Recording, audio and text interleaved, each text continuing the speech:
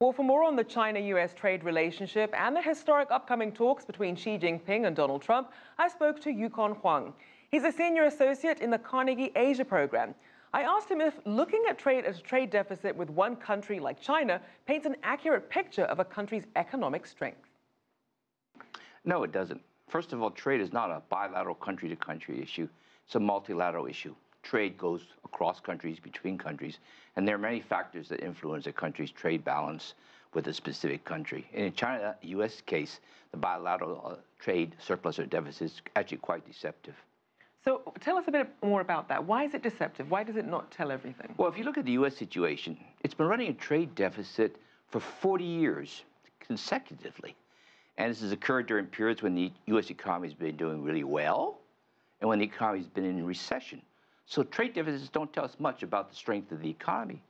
These trade surpluses or deficits have occurred at times when the economy's had full employment and when it's been in major recession. If you think about it, a decade and a half ago, around 2000, U.S. is growing at 4% a year, twice as much as currently growing. Yet its trade deficit was twice as large as it is currently in GDP terms. So this statistic is actually quite meaningless in assessing whether a country's situation is doing well or actually whether it's having some problems. So being that this can happen in both good and bad economic times, why do you think there's so much focus on it then? Well, I think there's a misplaced conception that if you have a major trade deficit, that this affects jobs, it affects your growth rates, it's a security concern. Actually, there's very little connection to these objectives that most countries have. If you think about it, why does a country have a trade deficit? Ultimately, it's because it is consuming more than it's producing. It's going into debt, and therefore it's importing. And if it didn't import that, households, the government would have to curb their expenditures, and actually that would be actually a bad thing. But the question then becomes, are countries willing to lend to the United States? And here's another interesting factor. They will because the dollar is so strong. Right. It's the global currency. And the great irony is, because it is the global currency, the dollar is almost perpetually overvalued. And that makes its exports uncompetitive. What are some of the major reasons then for the U.S. running such high trade deficits overall? Well, what can it do about this? If you look at it, budget deficits are very large in this country. And if that's the case, the government has to borrow a lot. So it's not contributing to the savings problem. Household savings rates have fallen dramatically. They're half of what they used to be 10 or 15 years ago. So U.S. households are saving about 5, 6, 7% of their income. They used to save 10, 11, 12% more. So when the government goes into deficit, when households borrow a lot, you're going to have a shortage of savings in relation to needs, and you're going to have to borrow. And when you borrow a lot from overseas, you run the trade deficit. That means you have to address these factors if you want to deal with the problem. Now, are there any instances where having a trade imbalance can actually be a good thing in some cases? Well, look what's going to happen right now. There is a concern about the U.S. trade deficit being fairly large.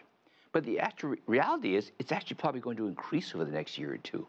Why is that? Now, is that going to be a bad thing or a good thing? Why is it going to actually increase despite all these concerns in the United States? It's because the U.S. economy is actually more advanced in the economic recovery than other countries. Europe still hasn't turned the corner. China's growth is still slowing, has not quite hit bottom. So relative to the other countries, two things are happening. Americans are getting more confident, and they're actually importing more. And that means that the trade deficit increases. For the exports to increase, it means that both Europe, China, Asia, their economies have to recover a bit more, and they start buying from the United States. So that's not happening yet. So the deficit is getting larger. At the same time, there's a lot of insecurity or problems in the global economy. People are worried about a lot of things. This is meaning that a lot of money is flowing to the United States. And when it's coming in, at the same time, America is starting to raise interest rates, which attracts even more money. And this is the strength of the U.S. dollar. And the dollar is getting stronger and stronger. And what does that mean? It means this trade deficit is going to become worse and worse. But if you think about this, the trade deficit and the likelihood that it's going to increase is actually because the U.S. economy is doing reasonably well, not because it's doing badly. Now, we know unemployment is at a historic lows at the moment in the U.S., but we're still seeing the Trump administration really trying to tie this link about reducing the trade deficit in order to bring jobs back. What are your thoughts about that? Well, as you mentioned, the unemployment ratio number has been coming down steadily. It's certainly not the levels of what they 4 or 5 years ago. This doesn't, however, get around the fact that there are pockets, areas in the United States where unemployment is a serious issue. And this is something that triggers a lot of this kind of political concern. What the government needs to think about, however, is much more longer-term issue. Aside from dealing with the budget problems and the savings habits of the citizens, it needs to make the U.S. more competitive. Now, China is a big part of the supply chain when it comes to things like productivity that lead to manufacturing and other things and jobs. So given that, and given some of the stances that we're seeing the Trump administration take, what is your outlook for China-U.S. trade? Well, I think the tensions will remain because the deficit issue between U.S.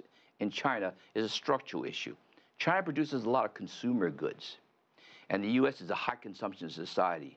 It inevitably buys these consumer goods from China. The U.S. is strong in terms of agricultural exports, and China buys a lot of this, but there's only so much you can actually consume in terms of food products. So the natural chain of things is consumer goods come into the United States. The United States exports products to other countries sell to China, China buys from others. So China is a trade deficit country with many countries in Africa, Latin America, and East Asia, but it's a surplus country vis-a-vis the United States or Europe. This is why trade is a multilateral, not a bilateral issue. So I don't think one needs to worry too much about this. But where can President Trump and President Xi find common ground? Actually, the solution productivity, or trying to address the productivity concerns, is actually something that China had to wrestle with a decade and a half ago in the eve of the Asian financial crisis. It realized that for it to be competitive, it had to raise productivity, and it did it through infrastructure. And this is, in fact, China's strength. So there's actually a lot that actually President Xi and President Trump can talk about, because the U.S. is concerned about how to improve its infrastructure. China has a vast experience. It also has a lot of funding to support these efforts. And this kind of collaboration, I think, would be actually a far better thing to talk about than the trade problem.